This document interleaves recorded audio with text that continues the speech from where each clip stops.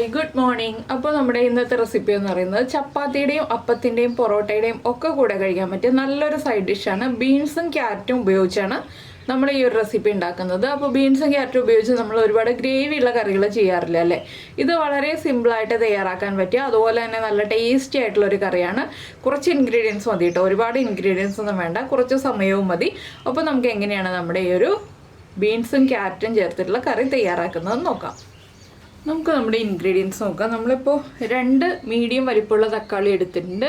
നന്നായിട്ട് പഴുത്ത തക്കാളി എടുക്കണം കേട്ടോ. അത് 8 പീസായിട്ട് കട്ട് ചെയ്ത് വെച്ചിട്ടുണ്ട്. അതുപോലെ തന്നെ ഒരു 200 ഗ്രാം ബീൻസ് ഇതുപോലെ വലിപ്പത്തിൽ കട്ട് ചെയ്തെടുത്തിട്ടുണ്ട്, ഈ ഒരു നീളത്തിൽ കട്ട് ചെയ്തെടുത്തിട്ടുണ്ട്. അതുപോലെ ഒരു ക്യാരറ്റ് ഈ ഒരു തിക്നെസ്സിൽ ഈ ഒരു വലിപ്പത്തിൽ കട്ട് ചെയ്തെടുത്തിട്ടുണ്ട്. ഒരു ക്യാരറ്റ് മതി. പിന്നെ ഒരു 1/2 കപ്പ് തേങ്ങ ചിരവി ചെയ്തെടുത്തിട്ടുണ്ട്. കുറച്ച് കാഷ്നട്ട്, നിങ്ങൾക്ക് കാഷ്നട്ടോ അതുപോലെ തന്നെ നമ്മുടെ കപ്പലണ്ടി എടുക്കാം. കപ്പലണ്ടി ആണെങ്കിൽ 1.5 ടേബിൾ സ്പൂൺ എടുക്കാം. കാഷ്നട്ട് ആണെങ്കിൽ ഒരു 6-7 കാഷ്നട്ട് എടുക്കാം. അപ്പോൾ നമുക്ക് ആദ്യം നമ്മുടെ വഴറ്റാനുള്ള കാര്യങ്ങൾ വഴറ്റിയെടുക്കാം. അതിനുശേഷം ബാക്കിയുള്ള കാര്യങ്ങൾ ചെയ്യാം, അരപ്പിനുള്ള കാര്യങ്ങളൊക്കെ ചെയ്യാം. വഴറ്റാനുള്ള കാര്യങ്ങൾ വഴറ്റി നമ്മൾ കുക്ക് ചെയ്ത് റെഡിയാക്കി എടുത്തിട്ടാണ് നമ്മൾ അരപ്പിൻ്റെ കാര്യങ്ങളൊക്കെ ചെയ്യേണ്ടത്. വഴറ്റാനുള്ള കാര്യങ്ങളൊക്കെ വഴറ്റാനായിട്ട് നമുക്കൊരു പാൻ വയ്ക്കാം. അപ്പോൾ നമ്മുടെ പാൻ ചൂടായി വന്നിട്ടുണ്ട്. നമുക്ക് പാനിലേക്ക് ഓയിൽ ആഡ് ചെയ്ത് കൊടുക്കാം. നമുക്ക് വെജിറ്റബിൾ ഓയിലോ ഏത് ഓയിലാണെങ്കിലും ഈ ഒരു കറി ഉണ്ടാക്കാം കേട്ടോ. ഞാനിപ്പോൾ കുറച്ച് ഓയിൽ ആഡ് ചെയ്തിട്ടുണ്ട്. ഇതിലേക്ക് നമുക്ക് ആദ്യം നമ്മൾ കട്ട് ചെയ്ത് വെച്ചിരിക്കുന്ന നമ്മുടെ ബീൻസും ക്യാരറ്റും ചേർത്ത് കൊടുക്കാം. രണ്ടും ഒരുമിച്ച് തന്നെ ചേർക്കാം കേട്ടോ. ബീൻസിൻ്റെ അളവ് കൂടുതലും ക്യാരറ്റിൻ്റെ അളവ് കുറവായിരിക്കണം ചേർക്കേണ്ടത്. ഇത് നന്നായിട്ടൊന്ന് വഴറ്റിയെടുക്കാം.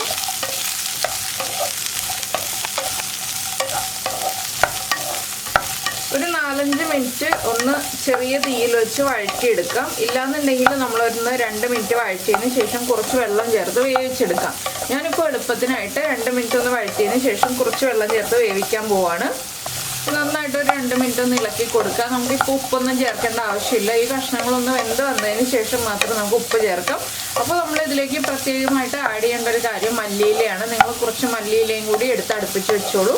അതും കൂടിയാണ് നമുക്ക് ചേർക്കേണ്ടത്. അപ്പോൾ ഇതൊന്ന് കുക്കായി തുടങ്ങട്ടെ. ഒന്ന് കുക്കായി തുടങ്ങുമ്പോൾ നമുക്ക് ബാക്കിയുള്ള കാര്യങ്ങളൊക്കെ ചേർത്ത് കൊടുക്കാം. അതുവരെ നമുക്ക് ഇളക്കി കൊടുത്തുകൊണ്ടിരിക്കാം.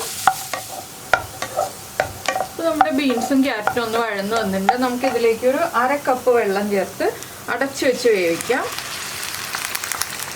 എന്താണെന്ന് വെച്ചാൽ ബീൻസും ക്യാരറ്റും ഒന്ന് കുക്കായി വന്നാലേ നമ്മുടെ ഈ ഒരു കറിക്ക് ടേസ്റ്റ് ഉണ്ടാവുള്ളൂ. നമ്മൾ ആവിയിൽ മാത്രം വേവിച്ചെടുത്തിട്ടുണ്ടെങ്കിൽ ഉണ്ടാകുന്ന ടേസ്റ്റിനേക്കാൾ കൂടുതലായിട്ട് നല്ല ടേസ്റ്റ് വരണം എന്നുണ്ടെങ്കിൽ നമ്മൾ കുറച്ച് വെള്ളത്തിൽ വേവിക്കുക. ഇതിലേക്ക് നമുക്കിനി ആവശ്യത്തിന് ഉപ്പ് ചേർക്കാം. നമ്മുടെ ബീൻസിനും ക്യാരറ്റിനും അതുപോലെ മസാലയ്ക്കും ആവശ്യമായിട്ടുള്ള ഉപ്പ്. ഇതിലേക്ക് സവാളയൊന്നും നമുക്ക് ചേർക്കണ്ട കേട്ടോ. സവാളയൊന്നും ചേർക്കേണ്ടാത്ത കറിയാണിത്. ഇനി നമുക്കിത് ഫ്ലെയിം കുറച്ച് വെച്ചിട്ട് അടച്ചു വെച്ച് വേവിക്കാം. ഈ സമയത്ത് നമുക്കിതിൻ്റെ അരപ്പും തയ്യാറാക്കിയെടുക്കാം. അപ്പോൾ ഇതെവിടെ ഇരുന്ന് വേവട്ടെ. നമ്മുടെ അരപ്പിൻ്റെ കാര്യങ്ങൾ നമുക്ക് നോക്കാം. നമുക്കിനി അരപ്പിനായിട്ട് നമ്മുടെ തേങ്ങ ചിരവിയതുണ്ടല്ലോ, 1/2 കപ്പ് തേങ്ങ ചിരവിയത്, അതുപോലെ തന്നെ നമ്മുടെ കാഷ്നട്ട് അല്ലെങ്കിൽ നമ്മുടെ കപ്പലണ്ടി എന്ന് പറയുമ്പോൾ നിലക്കടല എന്ന് ചില സ്ഥലങ്ങളിൽ പറയും, നമ്മുടെ ഇവിടെയൊക്കെ കപ്പലണ്ടി എന്ന് പറയും.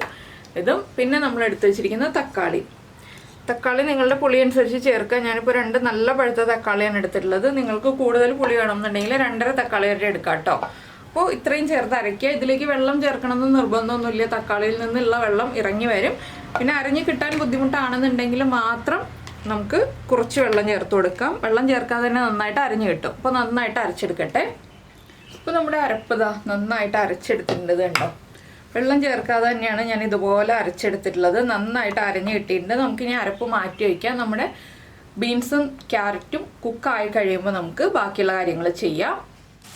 അപ്പോൾ നമ്മുടെ ക്യാരറ്റും ബീൻസും നന്നായിട്ട് കുക്കായി വന്നിട്ടുണ്ട്. ഉടഞ്ഞു പോകാത്ത രീതിയിൽ നമ്മൾ കുക്ക് ചെയ്തെടുത്തിട്ടുണ്ട്. ഇത് നമുക്ക് വേറൊരു പാത്രത്തിലേക്ക് മാറ്റി വയ്ക്കാം. എന്നിട്ട് ഇതേ പാനിൽ തന്നെ നമുക്ക് ബാക്കിയുള്ള കാര്യങ്ങൾ ചെയ്യാം. നിങ്ങൾക്ക് വേറെ പാനിൽ ചെയ്യണമെങ്കിൽ ചെയ്യാം കേട്ടോ. ഞാനപ്പോൾ എളുപ്പത്തിന് വേണ്ടി ഒറ്റ പാനിൽ തന്നെ കാര്യങ്ങൾ ചെയ്യാണ്. ഇത് മാറ്റി വയ്ക്കാൻ പോവാണ്. ഇനി ഈ പാനൊന്ന് ചൂടായി വരട്ടെ. ഈ പാനൊന്ന് ചൂടായി തുടങ്ങുമ്പോൾ നമുക്ക് കുറച്ചുകൂടി ഓയിൽ ചേർത്ത് കൊടുക്കാം. ഒരുപാട് വേണ്ട കേട്ടോ, ചെറിയ അളവിൽ മതി. നമുക്ക് എന്താണെന്ന് വെച്ചാൽ എല്ലാം ചെറിയ അളവിൽ ഓയിൽ ചേർത്തിട്ടുള്ള കാര്യങ്ങളാണ് ഈ ഒരു കറിയിലുള്ളത്. അപ്പോൾ ചെറിയൊരളവിൽ ഓയിൽ ചേർക്കാം. ഇനി ഓയിലൊന്ന് ചൂടായി വരുമ്പോൾ ഒരു 1/2 ടീസ്പൂൺ നമ്മുടെ നല്ല ജീരകം, നമ്മുടെ ക്യൂമിൻ സീഡ്സ് ചേർത്ത് കൊടുക്കുക. ഇതൊന്ന് പൊട്ടി തുടങ്ങട്ടെ. ഇപ്പോൾ നമ്മൾ ഹൈ ഫ്ലെയിമിലാണ് കാര്യങ്ങളൊക്കെ ചെയ്യുന്നത്. ഇനി നമ്മൾ ഫ്ലെയിം കുറച്ച് വെച്ചിട്ട് വേണം ബാക്കിയുള്ള കാര്യങ്ങൾ ചെയ്യാനായിട്ട്. എന്താണെന്ന് വെച്ചാൽ നമ്മളിനി ചേർക്കാൻ പോകുന്നത് പൊടികളാണ്. പൊടികൾ കരിഞ്ഞു പോകും, അതുകൊണ്ട് ഫ്ലെയിം കുറച്ച് വയ്ക്കുക, അല്ലെങ്കിൽ ഫ്ലെയിം ഓഫ് ചെയ്യുക കേട്ടോ. പൊടികൾ കരിഞ്ഞു പോകാതിരിക്കാനാണ് ഞാൻ എടുത്ത് പറയുന്നത്. ഇനിയിപ്പോൾ ഞാൻ ഫ്ലെയിം കുറച്ചു, ലോ ഫ്ലെയിം ആക്കി. ആദ്യം നമ്മൾ ചേർക്കുന്നത് ഒരു 1/4 ടീസ്പൂൺ മല്ലിപ്പൊടി, അതുപോലെ തന്നെ 1/4 ടീസ്പൂൺ മഞ്ഞൾപ്പൊടി. ഇത് രണ്ടും ഒന്ന് ചൂടായി തുടങ്ങുമ്പോൾ, ഇതിനുള്ള ഓയിൽ മാത്രമേ നമ്മൾ ചേർക്കുന്നുള്ളൂ. ഇതൊന്ന് ചൂടായി തുടങ്ങുമ്പോൾ നമുക്കിതിലേക്ക് എരിവുള്ള മുളക് പൊടി ചേർക്കാം. എരിവുള്ള മുളക് പൊടി നിങ്ങളുടെ എരിവനുസരിച്ച് ചേർക്കാം. ഞാനിപ്പോൾ ഒരു 1/4 ടീസ്പൂൺ ചേർക്കുന്നുണ്ട്. നമ്മുടെ മസാലയ്ക്കും അതുപോലെ തന്നെ നമ്മുടെ കഷ്ണങ്ങൾക്കും ആവശ്യമായിട്ടുള്ള മുളക് പൊടി ചേർക്കുന്നുണ്ട്. നിങ്ങൾക്ക് ഒരുപാട് എരിവ് ആവശ്യമാണെങ്കിൽ 1 ടീസ്പൂൺ വരെ ചേർക്കാം. അധികം എരിവ് ആവശ്യമില്ല, ഒരു മീഡിയം എരിവ് മതി എന്നുണ്ടെങ്കിൽ 1/2 ടീസ്പൂൺ മതി കേട്ടോ. അപ്പോൾ ഇതാ മുളക് പൊടിയും കൂടി ചേർത്ത് കൈയെടുക്കാതെ ഇളക്കി കൊടുത്തുകൊണ്ടിരിക്കുക. പൊടികൾ കരിഞ്ഞു പോകരുത്, ഫ്ലെയിം കൂട്ടി വയ്ക്കരുത്. പൊടികൾ ഒന്ന് കുക്കായി തുടങ്ങുമ്പോൾ തന്നെ നമ്മൾ അരച്ചു വെച്ചിരിക്കുന്ന അരപ്പ് ചേർത്ത് കൊടുക്കുക.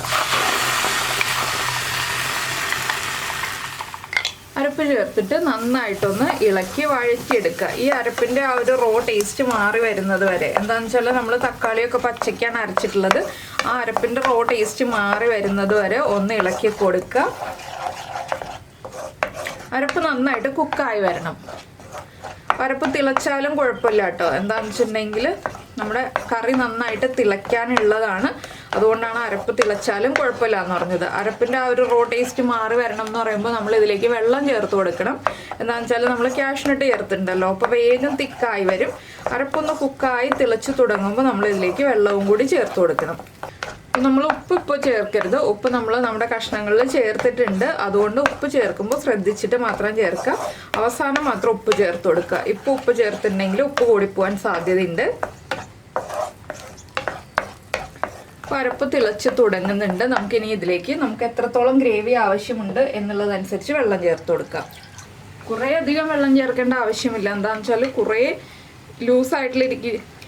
ഒരുപാട് ലൂസായിട്ടിരിക്കുന്ന ഗ്രേവി അല്ല, കുറച്ച് തിക്കായിട്ടിരിക്കുന്ന ഗ്രേവിയാണ്. അപ്പോൾ നമ്മൾ അതനുസരിച്ച് ഒരു 1/2 മുതൽ 1/4 കപ്പ് വരെ വെള്ളം ചേർക്കുക. ഞാനിപ്പോൾ 1/2 കപ്പ് വെള്ളം ചേർത്തിട്ടുണ്ട്.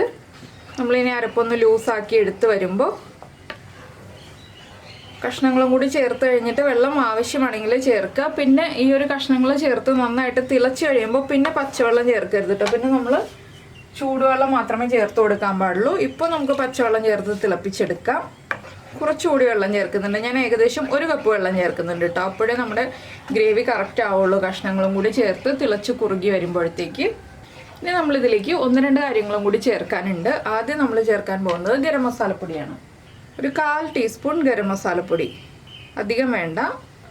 ഗരം മസാലപ്പൊടി ചേർത്ത് ഒന്ന് നന്നായിട്ട് ഇളക്കുക. പിന്നെ നമ്മൾ തക്കാളിയല്ലേ ചേർത്തിട്ടുള്ളത്, തക്കാളിയുടെ ഒരു പുളി ഉണ്ടാവും. ആ പുളി ഒന്ന് ബാലൻസ് ചെയ്യാനായിട്ട് നമുക്ക് 1 പിഞ്ച് പഞ്ചസാര ചേർത്ത് കൊടുക്കാം.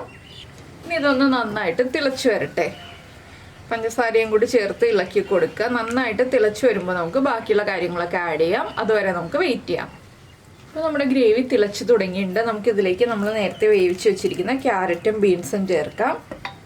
ഇനി ക്യാരറ്റിലേക്കും ബീൻസിലേക്കും നമ്മുടെ മസാല ഒന്ന് പിടിച്ചു വരാനായിട്ട് നമുക്കൊരു 5 മിനിറ്റ് അടച്ചു വെച്ച് തിളപ്പിച്ചെടുക്കാം.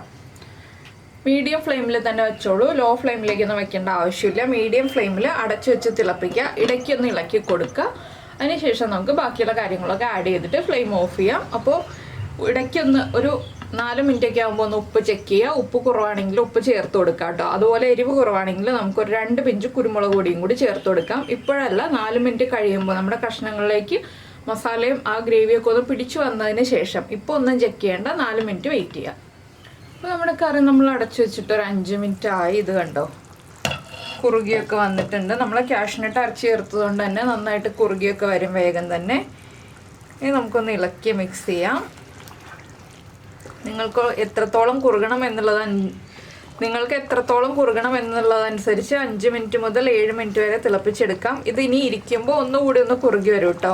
അതനുസരിച്ച് നമ്മൾ ടൈം കണക്കാക്കുക. അപ്പോൾ ഇത്രയും മതി എന്നുണ്ടെങ്കിൽ ഇപ്പോൾ ഫ്ലെയിം ഓഫ് ചെയ്യുക. ഇതിലും കൂടുതൽ സമയം കുറുകണമെന്നുണ്ടെങ്കിൽ കുറച്ചുകൂടി കുറുക്കിയെടുക്കാം. ഇത്രയും കുറുകി വരുമ്പോൾ തന്നെ നമ്മുടെ ചപ്പാത്തിയുടെ അപ്പത്തിൻ്റെയൊക്കെ പാകത്തിൽ കഴിക്കാനുള്ള കറക്റ്റ് ആവും. അപ്പോൾ ഇത് മതി. നമുക്കിനി ഫ്ലെയിം ഓഫ് ചെയ്യാം. ഉപ്പ് എരിവൊക്കെ ചെക്ക് ചെയ്തിട്ട് വേണം ഫ്ലെയിം ഓഫ് ചെയ്യാനായിട്ട്. കറി കുറുകി പോവുകയാണെങ്കിൽ തിളച്ച വെള്ളം ചേർത്തിട്ട് ലൂസാക്കി എടുക്കുക. ഇനി നമുക്കിതിലേക്ക് കുറച്ച് മല്ലിയിലയും കൂടി ചേർത്ത് ഗാർണിഷ് ചെയ്യാം. കുറച്ചായിട്ട് മല്ലിയില അവിടെ ഇവിടെ ഇട്ട് വിതറി കൊടുക്കുക. ഇത്രയേ ഉള്ളൂ നമ്മുടെ കറിയുടെ പരിപാടി. വളരെ ഈസി ആയിട്ട് കഴിഞ്ഞു. അപ്പോൾ തേങ്ങ അരയ്ക്കാനുള്ള ഒരു ബുദ്ധിമുട്ട് മാത്രമേ ഉള്ളൂ ഇതിൽ. തേങ്ങ കുറച്ച് അരച്ചെടുക്കണം എന്നല്ലേ ഉള്ളൂ, കുറച്ചല്ലേ ഉള്ളൂ തേങ്ങ, അധിക തേങ്ങയുടെ ആവശ്യമൊന്നുമില്ല. അപ്പോൾ എല്ലാവരും ഉണ്ടാക്കി നോക്കുമെന്ന് വിചാരിക്കുന്നു. ചപ്പാത്തിയുടെയും അപ്പത്തിൻ്റെയും പൊറോട്ടയുടെയും ഒക്കെ കൂടെ കഴിക്കാൻ പറ്റിയ ഒരു എളുപ്പത്തിൽ ഉണ്ടാക്കാൻ പറ്റിയ കറിയാണ്. അപ്പോൾ നിങ്ങൾ ഉണ്ടാക്കി നോക്കുമെന്ന് വിചാരിക്കുന്നു. അപ്പോൾ നിങ്ങൾക്ക് എല്ലാവർക്കും ഈ ഒരു റെസിപ്പി ഇഷ്ടമായിട്ടുണ്ടെന്നുണ്ടെങ്കിൽ ഉറപ്പായിട്ടും ഒന്ന് ലൈക്ക് ചെയ്യാനും കമൻറ്റ് ചെയ്യാനൊന്നും മറന്നു പോയില്ലല്ലോ. അതുപോലെ തന്നെ നമ്മുടെ ചാനൽ ആദ്യമായിട്ട് കാണുകയാണ്, നമ്മുടെ വീഡിയോ പ്രസൻറ്റ് ചെയ്യുന്ന രീതിയൊക്കെ ഇഷ്ടമായി എന്നുണ്ടെങ്കിൽ നമ്മുടെ ചാനലൊന്ന് സബ്സ്ക്രൈബ് ചെയ്ത് സപ്പോർട്ട് ചെയ്യണേ. സബ്സ്ക്രൈബ് ചെയ്യുന്നതിന് ഈ വീഡിയോയുടെ താഴെയുള്ള റെഡ് സബ്സ്ക്രൈബ് ബട്ടൺ ഒന്ന് ക്ലിക്ക് ചെയ്യുക. ആൻഡ് റൈറ്റ് സൈഡിലുള്ള ബെല്ലൈക്കണും ക്ലിക്ക് ചെയ്യുക. അപ്പോൾ ഓളെന്ന് പറഞ്ഞിട്ടൊരു ഓപ്ഷൻ കാണാം. ആ ഓളും കൂടി പ്രസ് ചെയ്തിട്ടുണ്ടെങ്കിൽ ഞാൻ എപ്പോഴും വീഡിയോ അപ്ലോഡ് ചെയ്യുമ്പോൾ നിങ്ങൾക്ക് നോട്ടിഫിക്കേഷൻ വരും. അപ്പോൾ നമുക്ക് നമ്മുടെ അടുത്ത റെസിപ്പിയുമായിട്ട് വീണ്ടും കാണാം.